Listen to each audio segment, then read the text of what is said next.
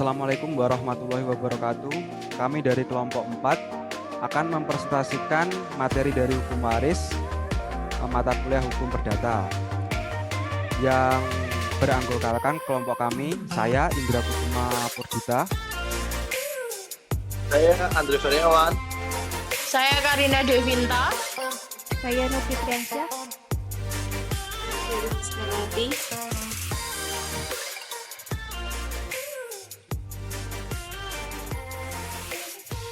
Untuk materi awal kami akan dibacakan oleh Mbak Siri. Monggo Mbak Siri. Di sini ada beberapa pengertian berdasarkan ahli.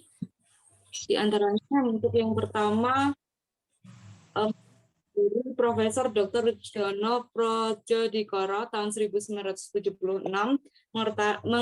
mengenai pengertian dari hukum waris, yakni artinya hukum tentang kekayaan seseorang setelah pewaris meninggal dunia dan cara-cara berpindahnya harta kekayaan itu kepada orang lain atau ahli waris. Untuk yang kedua, dari Santoso Pujo Subroto yang menyatakan bahwa hukum waris sendiri adalah hukum yang mengatur dan bagaimanakah hak dan kewajiban tentang harta seseorang pada waktu ia meninggal dunia beralih kepada orang yang hidup.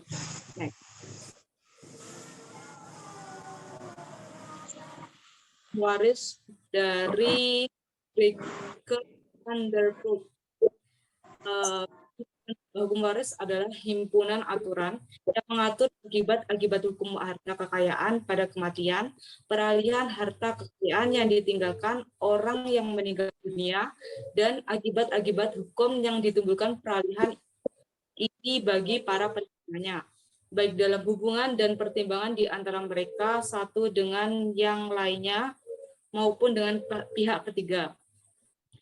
Selanjutnya, menurut Geolustrate Encyclopedia Winkler Prince yang menyatakan bahwa hukum waris ialah seluruh peraturan yang mengatur pewarisan, menentukan sejauh mana dan dengan cara bagaimana hubungan-hubungan hukum dari seseorang yang telah meninggal dunia pindah kepada orang lain, dan dengan demikian hal itu dapat diteruskan oleh keturunannya. Selanjutnya yakni hukum waris Indonesia. Di Indonesia sendiri ada 3 hukum waris. Untuk yang pertama, hukum waris perdata. Di sini untuk pengertiannya yakni perangkat ketentuan hukum yang mengatur akibat-akibat hukum umumnya di bidang hukum harta kekayaan karena kematian seseorang, yaitu pengalihan harta yang ditinggalkan si peninggal beserta akibat-akibat pengasingan tersebut bagi para penerimanya, baik dalam hubungan antar mereka maupun antar mereka dengan pihak ketiga. Di sini juga ada hukum waris Islam, yakni memiliki pengertian bahwa sepenuhnya adalah hukum yang dibuat untuk mengatur terkait pemindahan hak kepemilikan harta peninggalan pewaris, serta menentukan siapa saja yang berhak menerima dan menjadi ahli warisnya, dan juga jumlah bagian tiap ahli waris. Oleh karena itu, hukum waris Islam mengatakan bahwa Al-Quran memang menjadi landasan utama sebagai dasar hukum dan penentuan pembagian waris. Untuk yang terakhir, yakni ada hukum waris adat. Hukum waris adat ini sendiri merupakan hukum lokal pada suatu daerah atau suku tertentu yang berlaku, yang diyakini oleh masyarakat sekitar. Dan hukum di Indonesia sendiri tidak terlepas dari hukum waris adat itu sendiri. Untuk selanjutnya, ada unsur-unsur hukum waris. 1. Pewaris. Pewaris adalah orang yang meninggal dunia atau orang yang memberikan warisan disebut pewaris. Biasanya pewaris melimpahkan baik harta maupun kewajibannya atau hutang kepada orang lain atau ahli waris. Kedua, ahli waris. Ahli waris adalah orang yang menerima warisan disebut sebagai ahli waris yang diberi hak secara hukum untuk menerima harta dan kewajiban atau hutang yang ditinggalkan oleh pewaris. 3. Harta warisan. Warisan adalah segala sesuatu yang diberikan kepada ahli waris untuk dimiliki pewaris, baik itu berupa hak atau harta seperti rumah, mobil, dan emas, maupun kewajiban berupa hutang. Prinsip kewarisan dalam hukum perdata, satu yang berpindah dalam pewarisan adalah kekayaan, hak, dan kewajiban dari si pewaris. Dua, pewarisan hanya terjadi karena kematian. Tiga, ahli waris harus ada pada saat terbukanya warisan. Empat, tidak memandang asal barang-barang untuk mengatur pewaris terhadapnya. Macam-macam ahli waris. Ahli waris dibedakan menjadi dua, yaitu pewaris menurut agama Muslim dan pewaris menurut non-Muslim. Jika pewaris beragama Islam, maka yang berlaku adalah hukum waris Islam. Sedangkan jika pewaris non-Muslim, hukum waris yang digunakan merujuk kepada Kitab Undang-Undang Hukum Perdata KUHP per. Syarat menerima warisan adalah satu, karena anggota keluarga, darah, janda, atau duda dari pewaris. Dua, menerima karena wasiat dari pewaris, maksimal sepertiga bagian dari warisan tersebut. Arti leg temporti. Menurut pasal 913 Perdata, yang dimaksud lex temporti adalah sesuatu bagian dari harta peninggalan yang harus diberikan kepada ahli waris garis lurus menurut ketentuan undang-undang. Terhadap mana si yang meninggal tak diperbolehkan untuk menetapkan sesuatu, baik selaku pemberian antara yang masih hidup maupun selaku wasiat. Jadi pewaris boleh saja membuat suatu wasiat atau memberikan hibah kepada seseorang. Namun demikian, pemberian tersebut tidak boleh melanggar hak mutlak yang harus dimiliki dari ahli waris berdasarkan undang-undang tersebut. Selanjutnya adalah pembagian mutlak atau LP untuk ahli waris dalam garis ke bawah berdasarkan pasal 914 KUH Perdata, yaitu satu, jika pewaris hanya meninggalkan satu orang anak sah, maka LP-nya adalah setengah dari pembagian menurut undang-undang. Kedua, jika meninggalkan dua orang anak sah, maka pada besarnya LP-nya 2/3 dari bagian menurut undang-undang dari kedua anak sah. Sedangkan jika meninggalkan 3 orang anak sah, maka besarnya LP-nya 3/4 dari bagian menurut ketentuan undang-undang. Yang terakhir, untuk ahli waris garis atas atau orang tua atau kakeknya, neneknya atau pewaris, besar LP-nya menurut ketentuan pasal 915 KUH Perdata selamanya dari bagian menurut undang-undang. Berikutnya adalah syarat ahli waris. Terbagi menjadi 3. 1. Masih hidup pada waktu warisan terbuka atau dibagikan. Yang kedua, bukan orang yang dinyatakan undang-undang sebagai tidak patut menerima warisan. Sebagai contoh, telah atau mencoba membunuh pewaris, menghalangi pewaris, membuat wasiat, dan memalsukan atau menghilangkan wasiat. Yang ketiga, tidak menolak warisan. Objek hukum waris. Di sini ada 5 objek hukum waris, yaitu yang pertama, barang atau benda berwujud. Yang kedua, tagihan atau pelunasan. Yang ketiga, penerimaan atau pendapatan atau penghasilan, jaminan pensiun, asuransi, honorarium, penghasilan tertentu yang dapat diteruskan kepada ahli waris. Yang keempat, gelar atau kedudukan masuk hukum adat. Yang kelima, objek imaterial atau hak cipta. Mewarisi berdasarkan undang-undang. Yang dimaksud mewarisi berdasarkan undang-undang disebut juga mewarisi ab istato, sedangkan ahli warisnya disebut ab istat. Mewaris berdasarkan undang-undang terdiri atas mewaris berdasarkan kedudukan sendiri, mewaris berdasarkan penggantian tempat atau hanya karena kematian, dengan syarat 1. Orang yang digantikan harus meninggal dunia lebih dahulu dari si pewaris.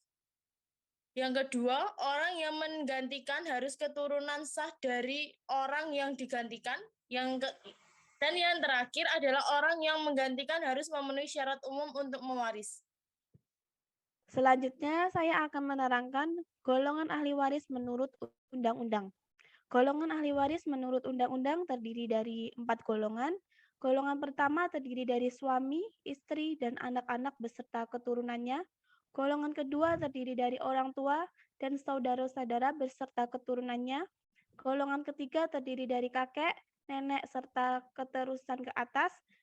Golongan keempat terdiri dari keluarga dalam garis menyamping yang lebih jauh termasuk saudara-saudara ahli waris. Golongan tiga beserta keturunannya.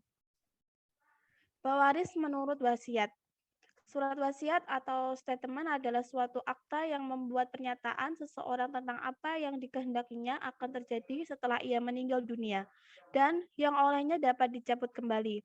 Sebuah statement harus berbentuk tulisan yang dapat dibuat dengan akte di bawah tangan atau otentik dan berisikan pernyataan kehendak yang dapat diartikan sebagai tindakan hukum sepihak. Syarat-syarat membuat statement.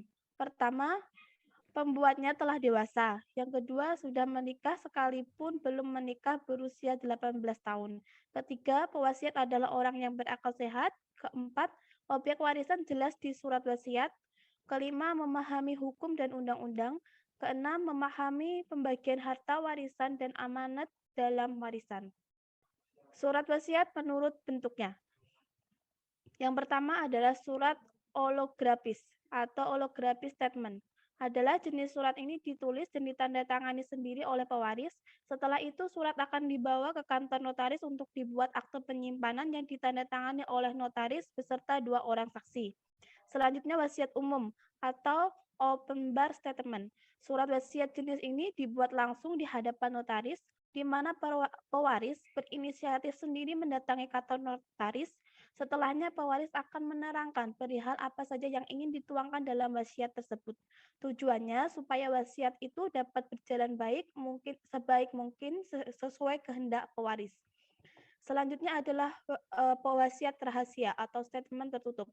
Jenis surat wasiat ini sebenarnya hampir serupa dengan jenis wasiat holografis, hanya saja surat ini tertutup. Dalam hal ini pewaris menulis dan menandatangani sendiri, yang kemudian diserahkan kepada notaris untuk dibuatkan akta penyimpanan dengan dihadiri 4 orang saksi. Bentuk surat ini dapat dilihat dalam pasal 940 KUH Perdata. Surat wasiat menurut isinya. Yang pertama, surat wasiat pengangkatan waris. Surat wasiat dengan mana si yang mewasiatkan kepada seorang atau lebih memberikan harta kekayaan yang akan ditinggalkan apabila ia meninggal dunia. Yang kedua adalah surat wasiat hibah, adalah penetapan wasiat yang khusus di mana pewaris memberikan sebuah atau beberapa buah benda dari suatu jenis tertentu kepada seorang atau lebih, sesuai dengan pasal 954 KUH Perdata. Surat wasiat menurut pembagiannya. Menurut pasal 876 Kitab Undang-Undang Hukum Perdata, ketetapannya dengan surat wasiat yaitu 1.